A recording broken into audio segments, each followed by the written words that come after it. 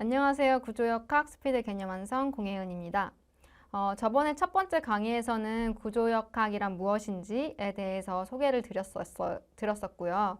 이제 두 번째 강의에서는 정전구조 해석 방법의 기본 가정과 원리에 대해서 설명을 드릴 텐데요. 이번 강의를 포함해서 앞으로 한 3강에 이르러서 설명을 드릴 계획입니다. 그래서 오늘은 구조물의 이상화, 그리고 자유물체도와 평형 조건, 그리고 지점 반력을 계산하는 해석 절차에 대해서 설명을 드리고 한 2가지 정도의 그 예제를 같이 풀어볼 계획입니다. 그럼 두 번째 강의 시작하겠습니다. 네, 실제 구조물은 매우 복잡한 형상을 갖고 있어요. 기하학적 조건, 하중 조건, 또 재료의 성질, 지점, 연결, 접합부 매우 복잡할 텐데요. 그래서 우리가 구조를 해석을 하려면은 이 실제 구조물을 단순화하고 모델화할 필요가 있어요. 그래서 예를 들면 이렇게 길고 얇은 구조물 같은 경우에는 그냥 그 구조물 단면에 도심을 지나는 일직선으로 그냥 표현을 할 수 있어요.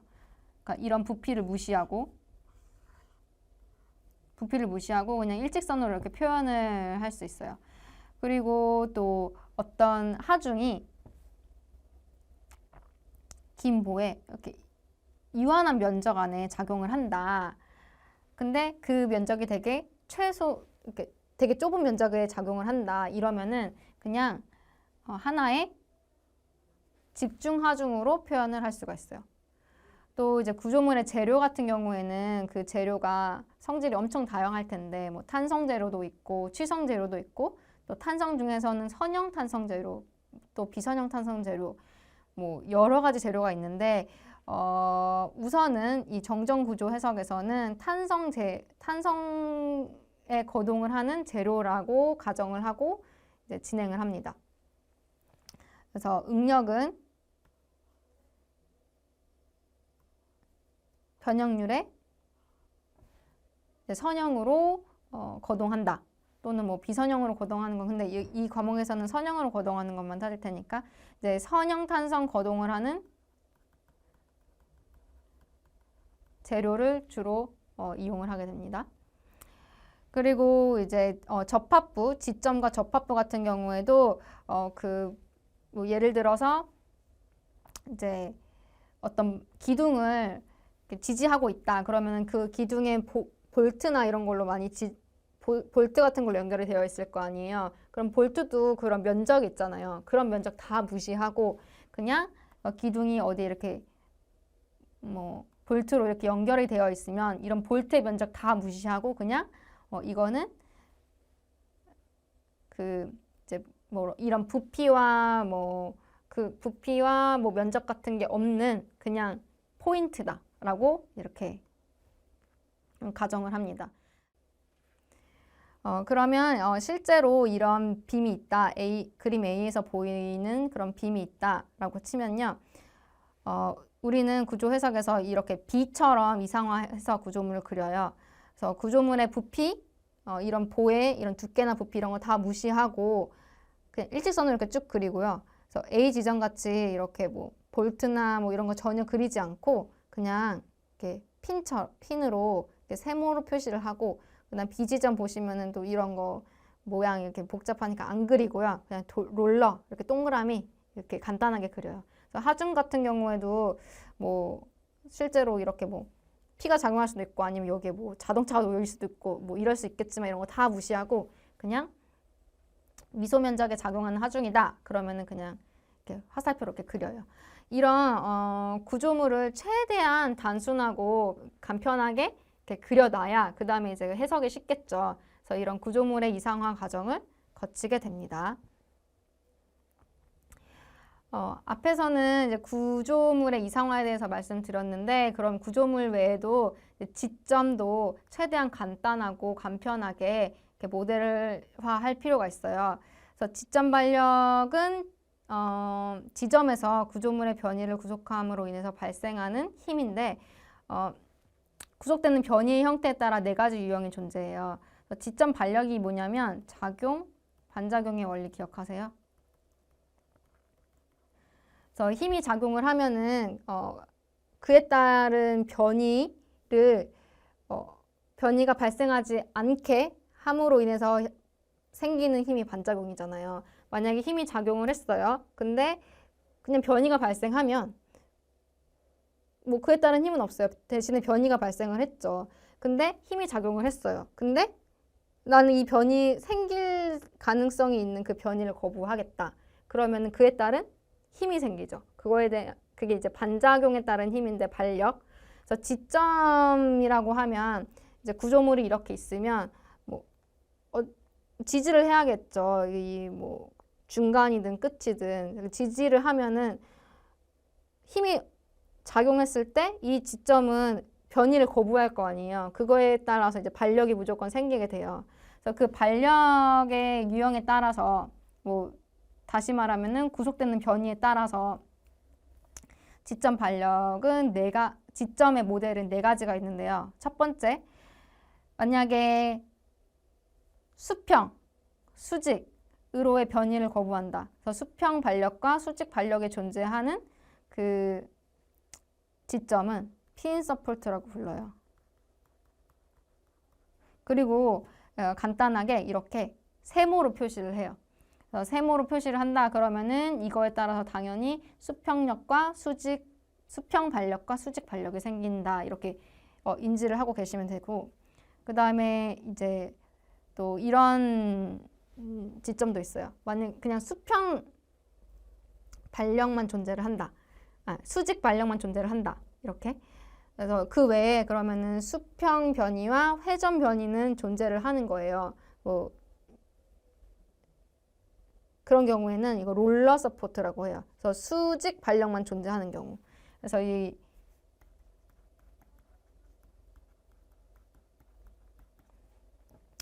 롤러 서포트는 이렇게 그냥 동그라미, 세모 밑에 이렇게 동그라미라고 표시도 하고요. 가끔은 이렇게 그냥 동그라미 하나로 이렇게 표시하기도 해요. 그리고 수직, 수평, 그리고 회전, 변이까지 모두 구속이 돼서 이제 수직, 수평, 회전에 따른 반력이 다 존재하는 지점은 고정단이라고 하는데 fixed support라고 하기도 하고 뭐 고정단이라는 말도 쓰기도 해요. 그래서 이렇게 그냥 옆에 벽 하나로 이렇게 표시를 하면은 이게 고정단이다. 그리고 이제 반력은 3개가 존재한다. 2차원에서 그렇게 외우고 계시면 되고요.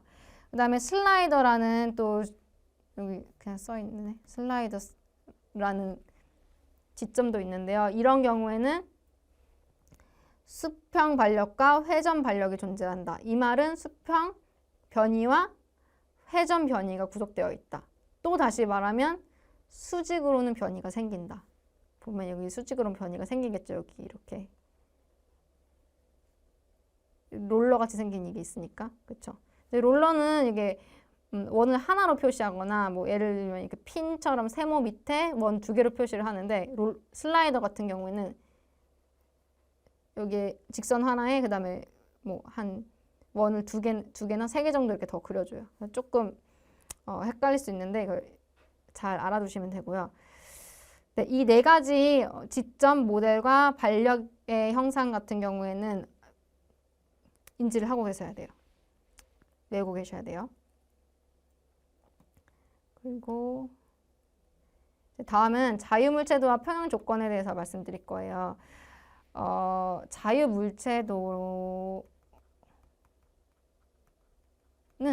프리바디 다이어그램이라고 하고 뭐 그냥 FBD라고 약자로 많이 쓰기도 해요. 자유물체도는 뭐냐면 관심의 대상이 되는 물체를 분리해 놓고 여기에 작용하는 모든 힘을 독립적으로 표시한 그림을 말해요. 그래서 만약에 이 왼쪽과 같은 그런 구조물이 주어졌다. 그러면은 이거의 자유물체도를 그려라. 이런 문제가 나온다. 그러면은 뭐를 그리냐고 하는 거냐면 지점 빼고 우리는 지금 이 가운데 수평으로 긴 이 보구조물이 관심 있잖아요. 얘가 어떻게 움직일지. 얘를 이렇게 딱 뚝 떼요. 그럼 얘에 작용하는 힘을 다 표시하는 거예요. 그래서 P랑 M, 이거는 원래 주어진 하중이니까 작용하고 있죠. 조금 전에 말씀드렸는데 지점이 있으면 그 지점에 따른 반력이 구조물에 작용하잖아요. 그래서 이렇게 반력을 표시해요. 좀 전에 이 P는 수직, 수평, 반력이 존재한다고 했죠. 그래서 수직, 수평 반력을 이렇게 그리고요. 그리고 롤러 서포트 같은 경우에는 수직 반력이 존재한다고 했으니까 이렇게 표시를 해요. 그러면 이 관심의 대상이 되는 이 보에 작용하는 모든 힘이 표시가 됐죠. 이거를 자유물체도라고 합니다. 다음은 평형 조건에 대해서 설명드릴게요. 평형 조건은 구조물이 정지 또는 등속 운동인 상태를 얘기해요. 그래서 구조물이 평형인 상태일 때 이제 힘의 평형 조건 방정식이 이제 성립을 해야 되는데 평형 조건에서는 힘의 평형이 0이다 라는 게 기본 조건이고요. 이제 3차원에서는 6가지의 평형 조건이 평형 방정식이 존재합니다. 그래서 수평력 fx, 수직력 fy, 그리고 이렇게 화면을 뚫고 나오는 z방향의 힘 fz는 0, 그리고 똑같이 x, y, z 방향으로의 굽힌 모멘트도 0이다 라고 해서 이제 6가지의 힘의 평형 방정식이 존재합니다. 그래서 구조물이 만약 n개 있다 그러면은 6 곱하기 n개의 평형 방정식이 존재하는 거예요. 이 빈칸에는 뭐가 들어가냐면 이제 평형 방정식, 힘의 평형 방정식이 6개 존재한다 이 말은 6개 방향의 독립적인 변이가 그럼 발생한다라는 얘기잖아요. 그래서 그걸 뭐라고 부르냐면 자유도라고 부르는데요. 구조물이 하중을 받게 되는 경우에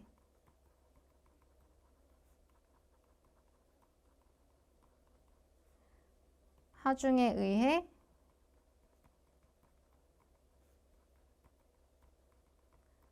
발생하는 각 격점의 독립적 변이 성분의 개수.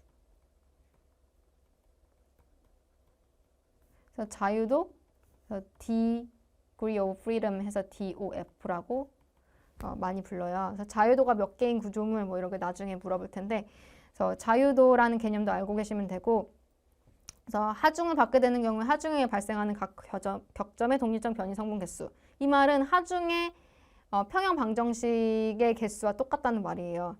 그래서 보면은 이거는 6개의 자유도가 존재해요. 멤버당, 스트럭처 멤버당. 그러면은 같은 원리를 적용해서 2차원의 부재, 2차원의 구조물에서는 어떻게 되냐? 2차원에서는 평형 방정식 3개 존재하고요. X방향으로의 힘의 합, Y방향으로의 힘의 합, 그리고 G방향으로, 뭐 G로라고 표현했지만 G방향으로의 그 모멘트 합은 0이다. 이런 경우에는 그러면 2차원 부재에서는 3개의 자유도가 존재하고요. 부재가 만약에 n개 있다. 그러면은 3 곱하기 n개의 평형 방정식이 존재한다. 네. 그래서 이게 평형 조건이고 우리는 주로 2차원 구조물을 다룰 예정이기 때문에 네, 요거 평형 방정식 알아두면 되실 거예요. 그래서 fx는 0이다. fx 합은 0이다. fy의 합은 0이다. 그리고 m의 합은 0이다. 그러면은 구조물의 이상화를 거치고 그 다음에 자유물체도와 평형 조건을 이제 수립을 다 했다. 그러면은 우린 지점 반력을 계산할 수 있어요. 그래서 다시 그 절차를 상기를 해보면 처음에 반력을 표시하고 자유물체도를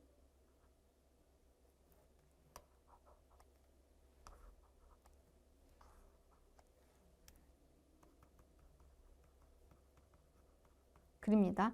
그 다음에 3개, 2차원인 경우에 3개의 평형 방정식을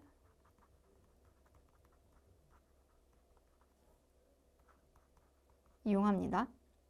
그 다음에 이제 3개의 반력을 계산합니다. 이 절차에 따라서 이제 지점 반력을 계산하게 되는데요. 이제 앞으로 두 가지 예제를 통해서 같이 한번 해볼 거예요. 자, 첫 번째 예제. 21m의 도가 있고요. 왼쪽에 A 지점에는 핀으로 지지되어 있고 14m 떨어진 B 지점에는 롤러 서포트가 있고요. 그 다음에 A 지점으로부터 10m 떨어진 곳에는 60kN의 경사하중이 작용하고 있고 60도로 기울어진 경사하중이 작용하고 있고 A 지점으로부터 21m 떨어진 C 지점에는 50kN 미터의 모멘트가 시계 방향으로 작용하고 있어요. 이런 구조물이 있다. 그러면은 이제 지점 반력을 계산하려고 하면 처음에 반력을 표시하고 자유물체도를 그려야 돼요. 그러면 작용하는 하중을 먼저 표시하죠. 60kN과 50kNm. 그 다음에 A 서포트, A 서포트의 지점 반력은 핀이잖아요. 그러면은 핀은 수평과 수직 반력이 존재한다고 말씀드렸어요. 그러면 수직 반력과 수평 반력이 존재하죠. 수직 반력을 VA라고 하고 수평 반력을 HA라고 표시할게요. 그리고 B 지점, 롤러 지점이 있는 이곳에는 수직 반력이 존재하죠. 그래서 VB라고 표시할 거예요. 그 다음에 이제 두 번째 단계, 평형 방정식을 수립해야 돼요.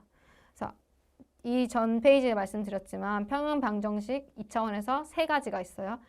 X의 합이 0이다. Y 방향으로의 합이 0이다. 힘의 합이 0이다. 그 다음에 모멘트 합이 0이다. 3가지 이제 쓸 건데요. 이 앞서서 부호 규약을 우리가 정해야 돼요.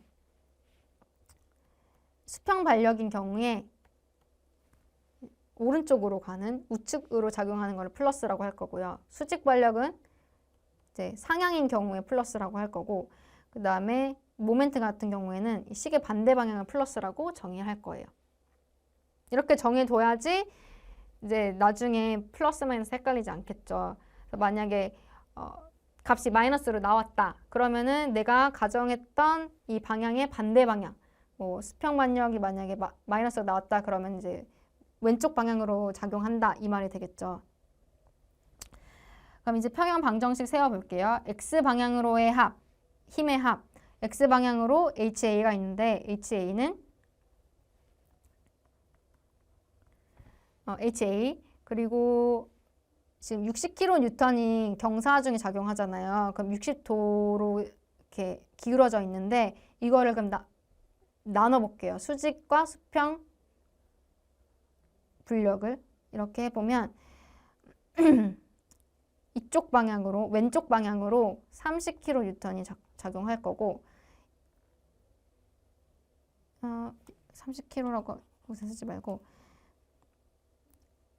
60 곱하기 코사인 60도 이게 30kN일 것 같긴 한데 그래서 왼쪽 방향으로 60 곱하기 코사인 60도의 힘이 작용을 하고 아래 방향으로 60 곱하기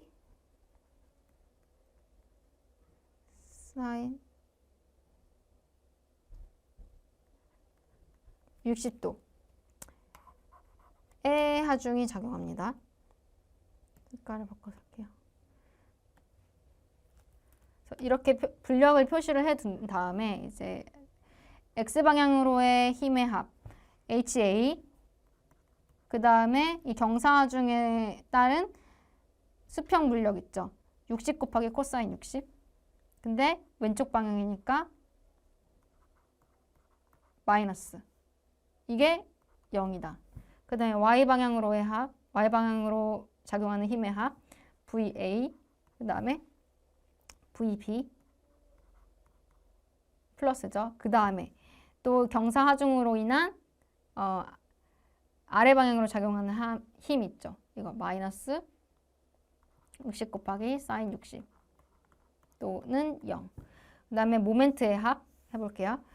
저는 A 지점을 기준으로 할 거예요. 모멘트는 이 하중 곱하기 그 모멘트 8 곱하면 되죠. 그러면 VA는 모멘트 8이 0이니까 무시하고 그다음에 VB는 여기가 14m죠. 모멘트 8이 14m니까. 근데 시계 반대 방향이니까 플러스. 그리고 이쪽 경사하중으로 인해서 작용하는 이 수직하중 있죠. 이것도 모멘트가 발생되죠. 60 곱하기 사인 60도. 이거에 따른 모멘트 8은 10m죠.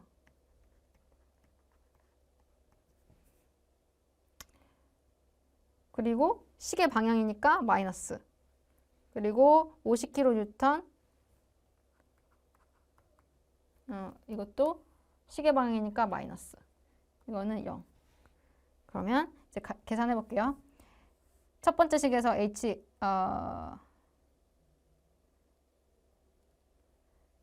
첫 번째 식에서 그쵸. HA는 60 곱하기 코사인 60도. 그러면 30이죠. 근데 30kg. 그 다음에 두 번째 식 세 번째 식에서 구할게요. 세 번째 식은 VB를 바로 구할 수 있으니까 VB는 14분의 1 하고 60 곱하기 사인 60도 곱하기 10 플러스 50.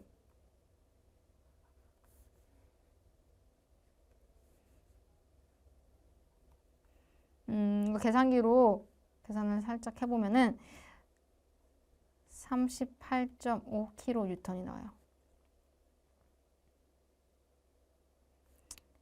그 다음에 VA 하나 더 남았죠. 두 번째 식을 이용할 거예요. VA는 60 곱하기 사인 60도 마이너스 VB잖아요. 60 곱하기 사인 60도 60 곱하기 사인 60도 마이너스 VB 구했으니까 38.5 이렇게 하면은 13.4kN 나와요. 그러면 아까 부호구약 다시 생각해보면 HA는 30kN으로 오른쪽 방향으로 작용하고 VA는 13.4kN이 어디 방향으로 작용하냐면 수직 방향으로 작용하고 상향으로 작용하고 VB는 38.5kN이 또 상향으로 작용하는 결과가 나옵니다. 이렇게 반력 계산하시면 되고요. 그럼 다음 예제 또 같이 한번 해볼게요. 이번 두 번째 예제도 똑같이 경사하중이 작용해요. 경사하중이 작용할 때는 아까처럼 이렇게 수직과 수평으로 불력을 사용해가지고 힘을 이렇게 나눠가지고 수평과 수직으로 불력을 해서 불력을 이용해서 계산을 하면 돼요. 그래서 두 번째 예제에서는 이렇게 왼쪽에서는 핀, 오른쪽에는 롤러로 지지되어 있는 총 15m의 보이고요. 그래서 왼쪽에서부터 6m 지점에 20kN이 집중하중으로 작용하고 있고 또 왼쪽으로부터 12m에 20kN이 아래로 작용하고 있고 또 B 지점에는 롤러 서포트로 지지되어 있는 B 지점에는 26kN이 이렇게 옆에서 작용하고 있어요. 해석 절차는 똑같아요. 첫 번째, 자유물체도를 그린다. 두 번째, 평형 방정식을 세운다. 세 번째, 지점 반력을 계산한다. 해볼게요. 자유물체도 관심이 되는 대상의 물체를 툭 띄어서 작용하는 모든 힘을 그린다. 우리는 발력만 여기다 추가를 하면 돼요.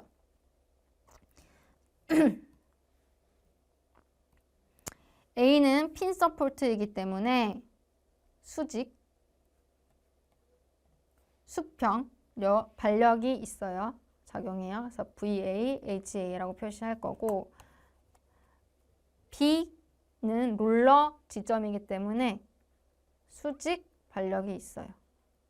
그래서 이렇게 세 개 표시를 하면 되죠. 그리고 조금 계산하기 나중에 편하게 여기에다가 길이를 이렇게 써줄게요. 6m. 그리고 D와 B 사이는 3m. 평형 방정식 2차원에서는 3개 있다고 했으니까 첫 번째 X방향으로 작용하는 힘, 모든 힘의 합. X방향으로 작용하는 힘 HA 있고, 그 다음에 여기 26kN. 요게 조금 헷갈리죠. 요거 아까 분력으로 다시 해볼게요. 26kN은 이렇게 작용한다. 그러면 수직, 수평으로 나눌 거예요. 그럼 수직은 26 곱하기 코사인 세타, 아니 사인 세타니까 13분의 12. 여기는 26 곱하기 코사인 여기 세타, 그럼 13분의 5. 그러면 이건 24, 이거는 10이겠죠? 이렇게 계산해놓고 하면은 여기 HA 외에 여기 평형 방정식에서 마이너스 왼쪽 방향으로 작용하니까 10은 0.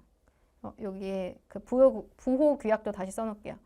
아까 수평 방향은 오른쪽으로 가는 게 플러스, 수직 방향은 위로 가는 게 플러스, 모멘트는 왼쪽 방향으로 가는 게, 그 시계 반대 방향으로 가는 게 플러스. 이렇게 정의할게요.